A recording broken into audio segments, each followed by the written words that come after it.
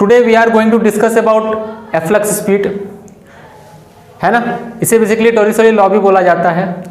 तो efflux speed basically होता क्या है कि जब हम किसी कंटेनर में, आपको कंटेनर दिख रहा है, जब हम किसी कंटेनर में लिक्विड भर देते हैं और यहाँ पे टैप अप लगा देते हैं, नल लगा देते हैं या फिर होल कर देते हैं, तो हम जनरली क्या देखते हैं कि इसमें से जो लिक्विड निकल रही होती हैं वो इस तरीके से निकलती हैं और बाहर निकलती हैं प्रोजेक्टाइल मोशन करते हुए। ये आपने जनरली देखा है, अगर कोई होल होता है ना, कुछ स्पीड से निकलती है, विद सम स्पीड से निकलती हैं, तो उसी स्पीड को बेसिकली क्या बोला जाता है, हमारा एफ्लक्स स्पीड। मतलब the speed with which liquid molecules come out from the whole of the container is basically known as efflux speed, है ना। इसी स्पीड की बेसिकली वैल्यू हम निकालना चाह रहे हैं कि इसकी स्पीड की वैल्यू कितनी होगी अगर ये हमारा होल जो है स्मॉल h हाइट पर है लिक्विड के सरफेस से, है ना। ये लिक्विड हमारे कंटेनर में कैपिटल H हाइट तक भरा हुआ है, जिसकी डेंसिटी कितनी आपको रो दिख रही है।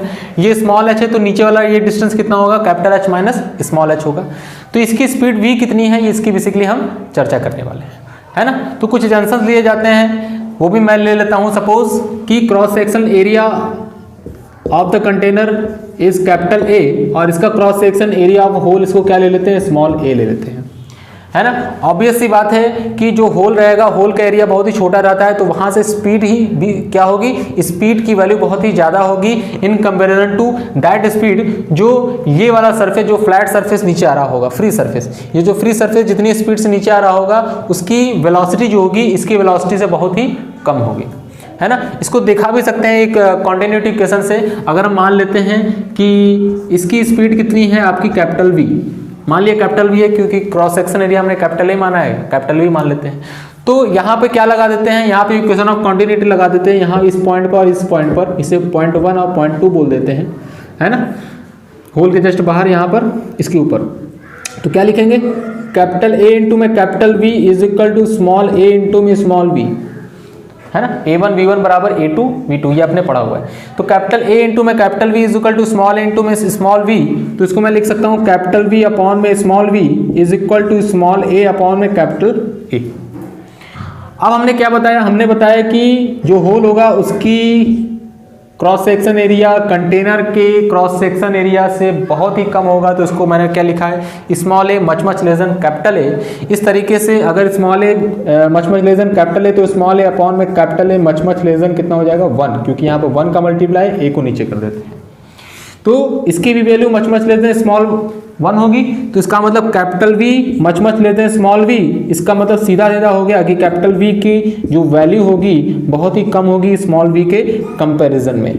मतलब इसकी वेलोसिटी इसके कंपैरिजन में बहुत ही कम होगी, तो इसकी वेलोसिटी को हम निगलेक्ट मान सकते हैं, मान सकते हैं कि ये धीरे धीरे आ रहा है, इसकी कोई वेलोसिटी नहीं है, लेकिन इसकी अच्छी खासी वेलोसिटी होगी क्योंकि इसका होल क्या है, बहुत ही पतला है ना। तो इसकी वैल्यू सर कैसे निकालें, यहाँ पे इसकी वैल्यू कैसे निकालें, तो हमने पढ़ा है बर्नौलीज प्रिंसिपल, है ना। तो बर्नौलीज प्रिंसिपल का यूज करके हम इसकी वैल्यू निकालते हैं। बर्नौलीज प्रिंसिपल बेसिकली होता है क्या, उसके बारे में थोड़ा चर्चा कर लेते हैं। बर्नौली प्रिंसिपल कहता है कि the sum of the pressure rho GH plus half of rho into V square is equal to constant at each and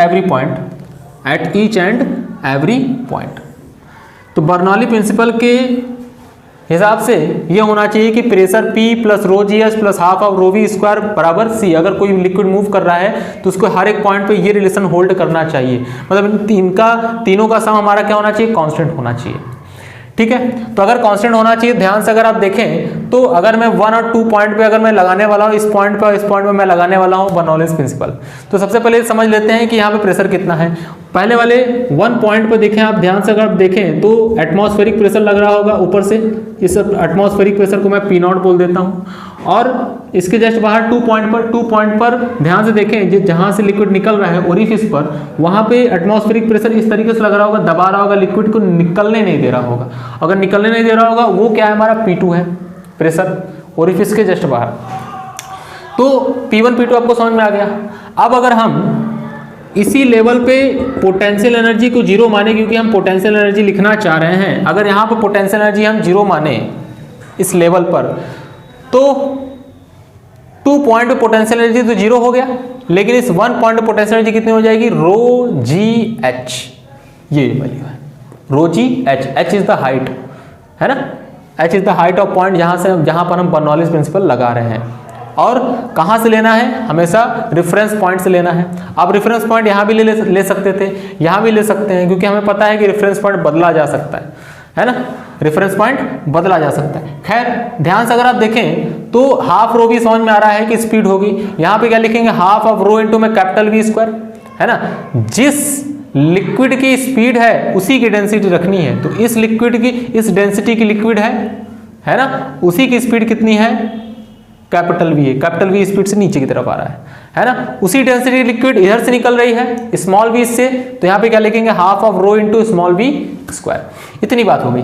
ध्यान से अगर आप देखें दोनों पॉइंट पे लगा दे applying Bernoulli's principle at the point 1 and 2, तो क्या आएगा, यहाँ पे आ जाएगा प्रेशर पी नॉट पहले वाले पॉइंट पर, है ना, pressure P naught half of rho into में capital v square kinetic energy, और रो जी स्मॉल एच, क्योंकि हाइट कितनी है, स्मॉल एच, इस वाले से।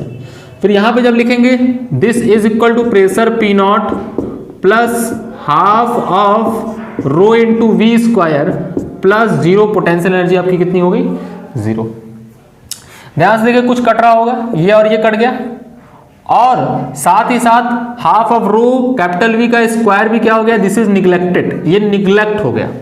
क्यों निग्लेक्ट हो गया, क्योंकि v के कंपैरिजन में कैपिटल V की वैल्यू बहुत ही कम है। जब उसको उधर ले जाके कंपेयर कराएंगे तो अगर वो वैल्यू कम है तो उसका स्क्वायर है वो भी बहुत कम हो जाएगा, और अगर वो भी बहुत कम हो जाएगा तो इसको निग्लेक्ट मान सकते हैं। तो ध्यान से अगर आप देखें तो half of rho V square is equal to कितना आ गया आपके पास, रो जी एच, रो और रो ये भी चला गया, तो v की वैल्यू कितना हो जाएगा, रूट में 2gh। ध्यान से देखें v किस पे डिपेंड कर रहा है, v हाइट पे डिपेंड कर रहा है, v directly proportional to root में स्मॉल h, मतलब हाइट जितना ज्यादा होगा, कौन सी हाइट, किसकी हाइट, है ना, ये किसके किसके बीच का डिस्टेंस है, ये हमारे होल और फ्री सरफेस के बीच का डिस्टेंस है। मतलब अगर होल फ्री सरफेस से जितना ज्यादा होगा उसकी स्पीड उतनी ही ज्यादा होगी, ये इस बात को दर्शाता है। तो v डायरेक्टली प्रोपोर्शनल टू कितना हो गया, h। मतलब जैसे जैसे नीचे आप चलते चले आएंगे, मतलब जैसे जैसे यहाँ पे आप क्या करेंगे, यहाँ पे सबसे टॉप मोस्ट पॉइंट पे अगर आप होल करते हैं, है ना, उसकी स्पीड बहुत ही कम होगी। फिर उसके नीचे करते हैं, नीचे करते जाते तो स्पीड की वैल्यू बढ़ती चली जाती है। अच्छा, तो this is basically known as efflux speed. इसी स्पीड को क्या बोलते हैं, एफ्लक्स स्पीड। अब इसकी थोड़ी सी आगे की बात करते हैं, आगे की चर्चा करते हैं कि लिक्विड जैसे ही निकला, लिक्विड मॉलिक्यूल जैसे ही निकला है तो मॉलिक्यूल ही, अगर लिक्विड मॉलिक्यूल बाहर निकलेगा तो ये क्या, प्रोजेक्टाइल मोशन करेगा, क्योंकि वो मॉलिक्यूल की तरह है, तो इस तरीके से प्रोजेक्टाइल मोशन करते हुए नीचे आएगा। क्यों, क्योंकि लिक्विड जब निकल रहा होगा तो हॉरिजॉन्टली निकल रहा होगा, तो इनिशियली क्या होगा कि मान लेते हैं ये लिक्विड का मॉलिक्यूल है जिसकी स्पीड कितनी है v, इतनी स्पीड से लिक्विड के हर मॉलिक्यूल्स निकल रहे होंगे। जो ग्राउंड से कितने हाइट पर है, जो ग्राउंड से h minus small h height पर है, दिख रहा है आपको, ये वाली हाइट है ना, ये कैपिटल H है, तो ये कितना हो जाएगा, ये स्मॉल h है, तो ये कितना हो जाएगा, capital H minus small h। तो इस तरीके से प्रोजेक्टाइल मोशन करके यहाँ गिरेगा, और अगर यहाँ गिरेगा तो it is very much clear कि ये आपका क्या होगा, रेंज होगा, ये क्या होगा आपका रेंज होगा। और यहां से यहां तक आने में जो टाइम लगेगा वो टाइम आप लिख सकते हैं रूट में 2s अपॉन में a, क्योंकि y एक्सिस के डायरेक्शन देखें तो y एक्सिस के डायरेक्शन में इनिशियल वेलोसिटी आपकी कितनी है, 0, और अगर y एक्सिस के डायरेक्शन में इनिशियल वेलोसिटी 0 होती है तो सीधा इधर टाइम की वैल्यू क्या लिखते हैं, 2 इंटू वाई एक्सिस के डायरेक्शन में डिस्प्लेसमेंट, जब यहाँ टकराएगा तो y एक्सिस के डायरेक्शन में डिस्प्लेसमेंट कितना होगा, capital H minus small h, upon में कितना हो जाएगा, g।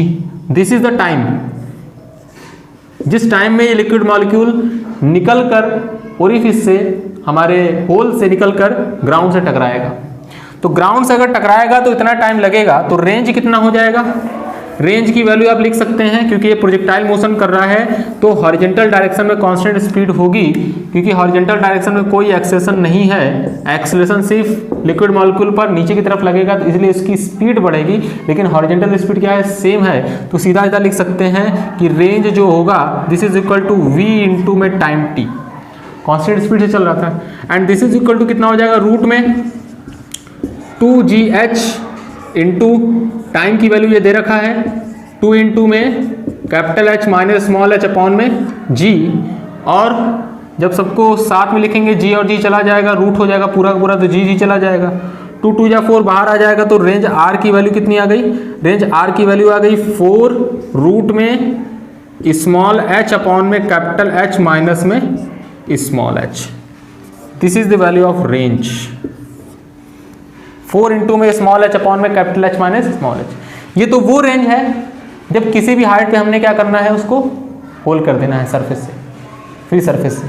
फ्री सरफेस से अगर एट हाइट h हमने क्या कर दिया, उसको एट डेप्थ h बोलना चाहिए, अगर फ्री सरफेस से एट डेप्थ h है उसको क्या कर देना है, होल्ड कर देना है, तो उसका रेंज इतना आएगा। मतलब उसका रेंज किस बात पर डिपेंड कर रहा है, स्मॉल h पर। स्मॉल h की वैल्यू अलग अलग होगी तो कैपिटल R की वैल्यू अलग अलग होगी, मतलब अगर होल हम अलग अलग जगह बनाएंगे तो रेंज की वैल्यू अलग अलग होगी, है ना। इसका मतलब कहीं ना कहीं मैक्सिमम आना चाहिए। आइए देख लेते हैं कहीं मैक्सिमम आता है क्या, है ना। आइए देख लेते हैं कहीं मैक्सिमम भी आता है क्या, है ना। तो आपका हेडिंग क्या पड़ेगा, for maximum range, for maximum range. Maximum range, maximum minima concept में आपको सिखाया जाता है, जब भी किसी का मिनिमा या मैक्सिमा निकालते हैं तो हमेशा उसको डिफरेंशिएट करके क्या कर दिया जाता है, सीधा जीरो दिखा दो, है ना। मैक्सिमा ही मिलेगा, मैक्सिमम मिला है तभी पूछ रहा है वो, है ना। मिनिमा तो उसका जीरो हो जाएगा, मिनिमम रेंज उसकी जीरो हो जाएगी। तो मैक्सिमम रेंज अगर आपसे पूछ रहा है, तो मैक्सिमम रेंज आपसे पूछ रहा है तो dr अपॉन में dh की वैल्यू क्या होनी चाहिए, जीरो। dr अपॉन में dh की वैल्यू क्या होनी चाहिए, जीरो। कैपिटल H नहीं स्मॉल h, क्यों, क्योंकि उसी को हम वेरी कर रहे हैं। कैपिटल H तो फिक्स था ना, जो हाइट थी वो फिक्स थी, स्मॉल h को ही वेरी करा के हम रेंज देखना चाह रहे हैं। तो ध्यान से अगर आप देखें तो अलग अलग स्मॉल h पे अलग अलग आर था, तो स्मॉल h के रिस्पेक्ट में डिफ्रेंशिएट किया जाएगा, लेकिन ये रूट में है, बड़ा गंदा हो जाएगा, है ना। इसलिए थोड़ा सा सिंप्लिसिटी के लिए थोड़ा सा दिमाग लगाते हैं कि अगर मैं r को मैक्सिमा करूं चाहे r स्क्वायर को मैक्सिमा करूं एक ही बात, चाहे मैं r को मैक्सिमम करूं चाहे r स्क्वायर को मैक्सिमम करूं एक ही बात है, इसलिए मैं r स्क्वायर को मैक्सिमम कर देता हूं क्योंकि आसान हो जाएगा। ध्यान से अगर आप देखें 2 2 जा 4, यहाँ 2 रहेगा, सॉरी, है ना। जब r स्क्वायर लिखेंगे तो क्या लिखेंगे, r square is equal to ये 4 हो जाएगा और small h capital H minus small h, ठीक है। 2 2 जा 4 small h capital H minus small h। ध्यान से देखें तो r square is equal to 4 small h capital H minus में 4h का square. For maximum value of r square क्या होगा, इसका डिफरेंशिएशन जीरो हो जाएगा, और जैसे इसका डिफरेंशिएशन आप जीरो दिखाएंगे आपके पास वैल्यू आ जाएगी, दिस इज इक्वल टू कितना, इसको डिफरेंशिएट करें तो आ जाएगा 4 कैपिटल H, ये आ जाएगा 8 small h must be equal to 0। तो h की वैल्यू आपके पास कितनी आने वाली है, h/2। मतलब आपको होल कहाँ बनाना है, for maximum value of range, एकदम बीचों बीच। मतलब जितना आपका पानी भरा हुआ है, कंटेनर नहीं, लिक्विड जितना हाइट तक भरा हुआ है उसका बीचों बीच अगर हम क्या कर देंगे, छेद कर देंगे, तो आपको रेंज क्या मिलेगा, मैक्सिमम मिलेगा। और उस मैक्सिमम रेंज की वैल्यू कैसे आएगी, इसकी वैल्यू उठा के इसमें जब डालेंगे तो मैक्सिमम रेंज की वैल्यू आएगी, maximum range is equal to कितना आ जाएगा, 2 रूट में h/2 इंटू में h/2, 2 2 जा 4, वो 4 बाहर आ जाएगा, 2 हो जाएगा, 2 2 कट जाएगा, सिर्फ क्या बचेगा आपके पास, दिस इज इक्वल टू कितना, h। तो इसका मतलब जितना हाइट है आपका इनिशियल में वही आपका रेंज रहेगा मैक्सिमम, जब आप इसको लिक्विड के हाइट के बीचों बीच से क्या कर देंगे, होल बना देंगे, ठीक है। तो ये बात हो गई। एक बात और कि अगर मैं r की वैल्यू देखूं तो r की 2 वैल्यूज आएंगी, है ना, अलग अलग h पर। जब स्मॉल h की वैल्यू h हो और अगर जब स्मॉल की h की value capital H minus small h हो, कैसे? क्योंकि अगर स्मॉल एच रखें तो एक रेंज ही आ रहा है, लेकिन अगर स्मॉल एच की जगह पे capital H minus small H रखेंगे तो इसके जगह पे अगर capital H minus small H रख रहे हैं और कैपिटल एच स्मॉल एच की जगह पे capital H minus minus plus H रख देंगे तो एच एच कट जाएगा, फिर से वही वैल्यू आ जाएगी, स्मॉल एच इंटू में capital H minus small H. मतलब इसे अगर R1 मान ले, इसे R2 मान ले, तो अगर R1 की जगह पे R2 रख देंगे, R1 की जगह पे आप क्या रख दे रहे हैं, R2 रख दे रहे हैं, तो R2 की जगह पे अपने आप R1 आ जाएगा, क्योंकि जब R2 जब लिखेंगे तो R2 को जब लिखेंगे तो capital H minus R1, capital H minus R1, फिर R1 की जगह पर रखेंगे वैल्यू तो आ जाएगा अपने आप, है ना। तो वही चीज़ मैं कह रहा हूँ, स्मॉल एच है ये, capital H minus small H है, अगर स्मॉल एच की जगह पे capital H minus small H रख देते हैं, मतलब ऊपर से अगर orifice capital H minus small H पे काट देते हैं तो होगा क्या कि स्मॉल एच की जगह पे capital H minus small H, और यहाँ पे जब रखेंगे तो इसकी वैल्यू आ जाएगी स्मॉल एच, तो स्मॉल एच इंटू में capital H minus small H फिर से रूट में आ जाएगा। मतलब वही वैल्यू मिल रही है कि जब हम ओरिफिस को फ्री सरफेस से स्मॉल एच हाइट पे उसको क्या करते हैं, होल करते हैं, बनाते हैं, या फिर capital H minus small H पे बनाते हैं, तो हमेशा रेंज की वैल्यू क्या हो जाती है, सेम हो जाती है। कहने का मतलब ये कि ये आपका कोई लिक्विड है, इस तरीके से भरा हुआ है, इसकी दो वैल्यूज आएंगी, यहाँ पे ओरिफिस बनाए, यहाँ पे ओरिफिस बनाएंगे तो हाइट की वैल्यू क्या आ जाएगी, सेम। ये क्या है आपका, ये स्मॉल एच है और ये इसकी वैल्यू कितनी है, capital H minus small H. ठीक है, थैंक यू वेरी मच।